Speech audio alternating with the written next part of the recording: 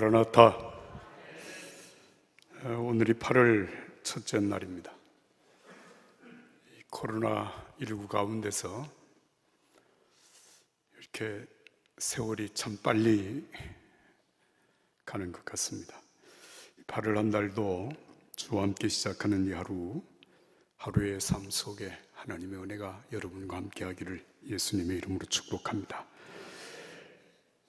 제가 그저께 새벽에 역사의 쓸모라고 하는 책에서 몇 문장을 여러분들에게 인용을 해서 소개를 했습니다. 역사는 나보다 앞서 살았던 사람들의 삶을 들여다보면서 나는 어떻게 살 것인가를 고민하고 실천할 수 있도록 도와주는 존재, 그것이 바로 역사라고 했습니다. 우린 역사를 통해서 무수히 많은 선택과 결과를 확인할 수 있습니다. 어떤 선택을 하고 어떻게 살았을 때 어떤 결과가 오느냐까지 역사는 분명하게 우리들로 보게 하고 거기에서 삶의 교훈을, 가치를 깨닫게 하는 것입니다. 근데 오늘 우리가 읽은 열왕기상 16장 1절부터 34절까지의 말씀은 북이스라엘 왕조가 바뀌고 왕들이 바뀌는 그런 내용을 알게 합니다. 우리가 이미 그동안 보았던 대로 남왕국, 그리고 솔로몬 이후에 나라가 분열이 된 이후에 남왕국에는 르호보암이 18년 동안 나라를 다스리고 그 아들 아비암이 3년을 다스립니다.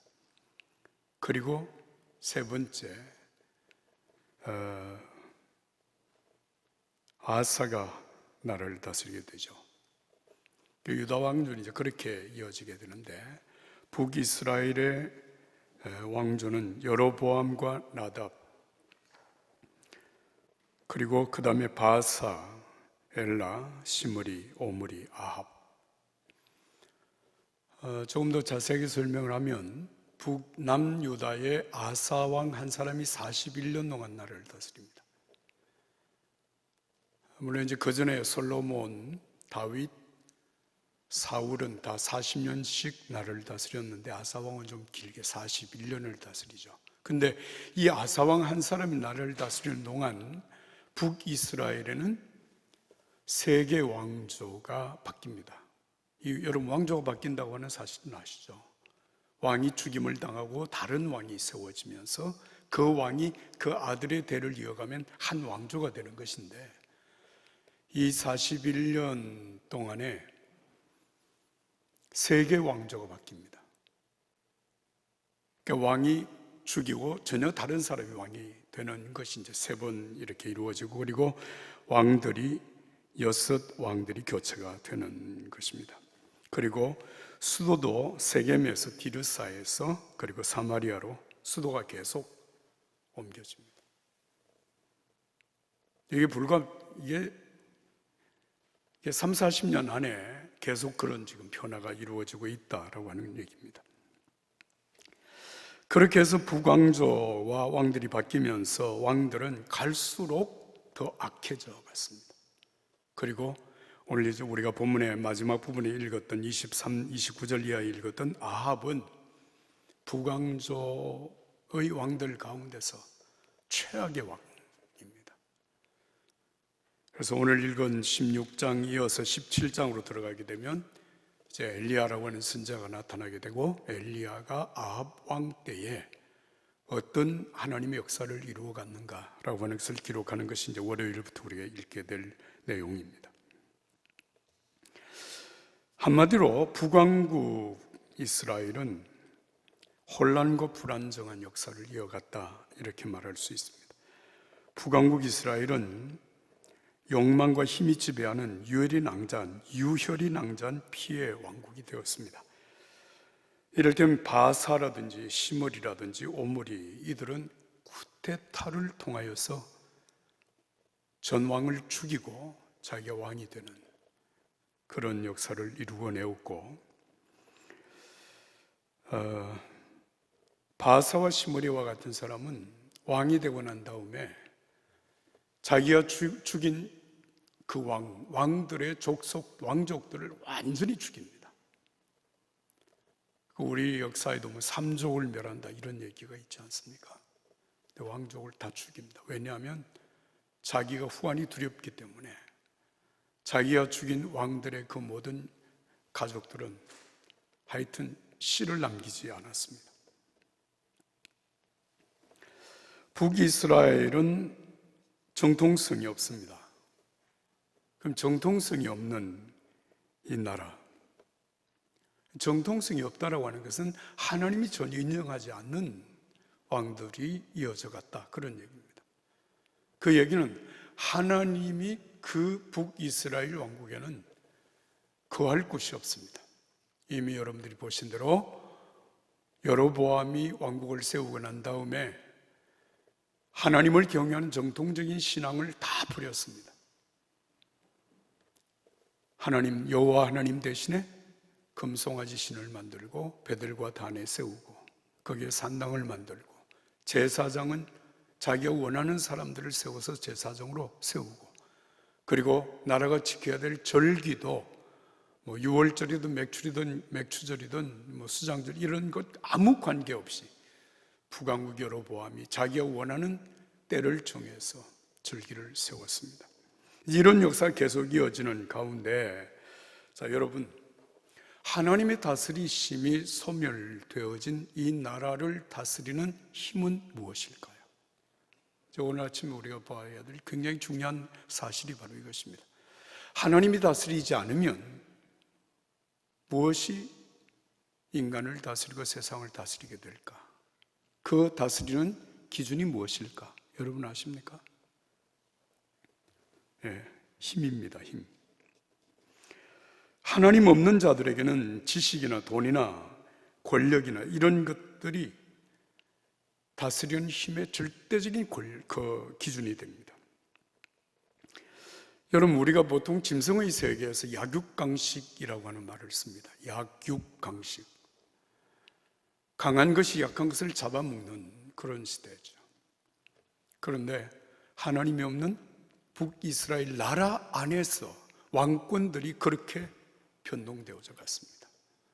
힘이 생기면 왕을 죽이는 거예요. 그리고 자기가 왕이 됩니다. 그리고 또 그보다 힘센 사람이 생기면 또 죽습니다. 그리고 또 왕이 새롭게 세워지고 하는 이런 과정을 이어갔다. 여러분, 오늘 세계는 패권 다툼이라고 하는 말들을 쓰고 있습니다. 크게 다르지 않습니다. 힘이 전부가 되어진 세상, 여러분, 그러면 이 세상은 어떻게 되어질까요? 고린도전서 13장 1절부터 3절까지의 말씀입니다. 내가 사람의 방언과 천사의 말을 할지라도 사랑이 없으면 소리나는 구리와 울리는 꽹과리가 되고, 내가 예언하는 능력이 있어 모든 비밀과 모든 지식을 알고 또 산을 옮길 만한 믿음이 있을지라도, 모든 믿음이 있을지라도 사랑이 없으면 내가 아무것도 아니요. 내가 내게 있는 모든 것으로 구제하고 내 몸을 불사르게 내어줄지라도 사랑이 없으면 내게 아무 유익이 없느니라. 여러분, 여기에서 사랑이 없으면 어떤 희생도 어떤 것도 유익하지 않다, 아무것도 아니다 라고 말씀을 하셨는데, 여기서 말하는 사랑은 무엇을 얘기하는 것인지 여러분 아시죠? 성경 원어에는 이 사랑이 없으면이라고 말할 때 이 사랑은 아가페를 말합니다. 하나님의 사랑을 말합니다. 하나님의 다스리시는 그 하나님의 사랑의 원리가 우리 개인에게서나 아니면 우리 집단에게서나 나라에서 사라지게 되어지면 무슨 일을 해도 그것이 결국 인간에게, 사람에게 내게 도움이 되지 않는다, 아무것도 아니다 라고 하는 게 성경의 결론입니다. 하나님의 결론입니다. 여러분, 이 사랑이라고 하는 것이 우리들에게 결정적으로 나타나는 것이 바로 예수 그리스도 십자가의 은혜입니다. 예수 그리스도의 십자가의 사랑, 이 십자가의 은혜가 없으면 여러분, 우리가 살아가는 동안에 얼마나 많은 것을 써야 하고 얼마나 많은 것을 누리며 권력을 행사하며 살았느냐라고 하는 것, 그때는 대단한 것 같았는데 하나님 앞에서 보니까 아무것도 아니다. 제가 이제 10년 전보다 지금은 나이가 한 10살 더 많아졌죠. 10년 전보다 지금 제가 나이가 10살 더 많아졌습니다. 10살 정도 더 많아져 보니까 10년 전에 참 귀하다, 중요하다, 이게 대단하다고 생각했던 것들이 10년 지난 오늘 그 모든 것들을 보니까 아무것도 아니에요. 지금도 사람들은 그것이 대단하다고 생각을 하는데, 죄송합니다. 여러분, 제가 무슨 도통한 달인은 아닙니다. 그러나 그들이 그것을 위해서 애쓰고 노력하는 것을 보면 참 안타까운 마음을 가질 때가 많습니다. 하나님 앞에서 사랑이 없어지면, 여러분, 예수 그리스도의 사랑이 우리의 삶 속에서 사라지고 나면 세상을 다스리는 기준이 뭐냐? 힘입니다. 힘이 정이고, 힘이 진리고, 힘이 지배 원리가 되는 것입니다. 자, 그렇게 된다면 여러분, 제가 약간 역설이 될 수도 있습니다만은, 세상의 부정의, 불의, 그리고 거짓, 그것은 무엇이 될까요? 어떻게 하면 불의가 되고, 어떻게 되면 비진리가 되고 거짓이 되고 하겠습니까? 다시 말합니다. 힘이 정입니다. 힘이 진리입니다. 그렇다면 불의는 힘이 없는 것입니다. 거짓은 힘이 없는 것이 거짓이 된단 말이죠. 결코 그렇게 되어서는 안 되잖아요. 하나님이 없어져 버린 세상, 하나님을 배제해 버린 세상에서는 그렇게 세상이 움직여간다. 이건 참 끔찍한, 이게 지금 역사의 교훈입니다. 오늘 우리가 사는 이 세상에, 여러분 요즘 그런 말을 잘 쓰는지 안 쓰는지 모르겠습니다만, 한때는 유전무죄, 무전유죄라고 하는 말을 썼습니다. 무엇입니까? 돈이 기준입니다. 그래서 나라마다 개인마다 힘을 소유하기 위하여서 모든 노력을 다 기울이죠. 어떻게 하든지 힘을 가져야 그게 정의고, 그게 진리고, 그게 생존의 원리가 돼요. 북한이 여러분 왜 핵을 가졌다고 생각하십니까? 나를 지탱할 수 있는 힘을 가지기 위한 최후의 수단 아닙니까? 우리는 북한의 핵을 없애는 것이 최고의 목표라고 생각하지만, 북한이 그 핵을 없애겠습니까? 왜?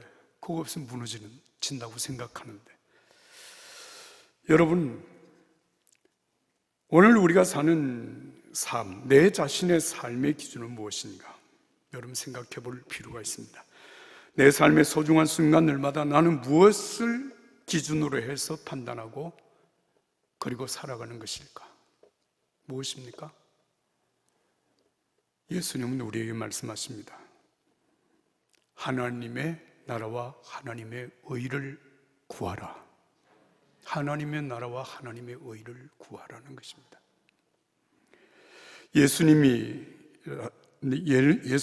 이 상황 앞에서 어떻게 하기를 원하실까? 어떻게, 예수님이시라면 어떻게 하실까? 주님이 원하시는 뜻을 우리가 찾아가는 것입니다. 여러분, 이렇게 보면 참 우리가 사는 세상이 갈수록 더 좋아지고 있는가? 이것도 물어봐야 될 일입니다. 물론 10년, 20년 전보다 경제적으로는 훨씬 더 살기가 좋아진 것은 사실입니다. 그러나 경제적으로 윤택해졌다고 해서 여러분, 인간의 삶이 질이 더 좋아졌다고 말할 수는 없습니다. 여러분, 높은 지위를 가졌다고 해서 그 사람의 인격이 더 향상되었다고 말할 수는 없습니다. 그것이 아닙니다. 오늘 우리가 사는 이 세상에 정말 예수 그리스도께로 우리가 진실로 돌아오고 예수님을 우리의 삶 속에 주님으로 인정하게 될 때 인간은 정말 인간다워질 수 있습니다. 세상은 하나님이 원하시는, 하나님이 다스리시는, 사랑으로 다스리시는 세상으로 변화될 수 있습니다. 우리가 원하고 기도하는 것은 그것입니다. 또한 성경이 우리에게 말씀하시는 것은 바로 그것입니다. 그러면 우리가 이런 사실 앞에 마지막으로 제가 한 가지 말씀드리는 거죠. 그러면 내 한 사람이 정말 예수 잘 믿고 정말 내 한 사람이 하나님의 뜻대로 살면 세상이 바뀌어질까? 여러분 이런 생각이 들잖아요. 얼마 전에 텔레비전에서 무슨 광고 같았는데 바다 안에 있는 모든 쓰레기를 모아서 건져 나오는 사람을 향해서 사람들이 이렇게 묻더라고요. 당신이 그렇게 쓰레기 몇 개를 건져 나온다고 해서 바다가 바뀝니까? 네? 바다가 바뀝니까? 그랬더니 그가 뭐라고 대답을 하는 거 아니? 바다가 바뀌진 않겠지만 그래도 내가 쓰레기를 치운 그곳은 바뀌지 않겠습니까?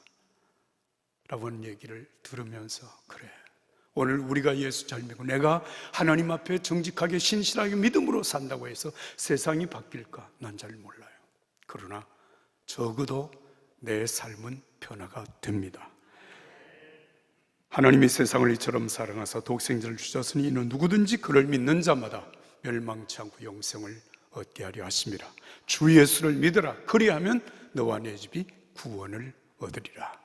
이 하나님의 은혜가 우리 개인과 우리 가정과 우리의 삶 속에 임하게 되시기를 예수님의 이름으로 축복합니다.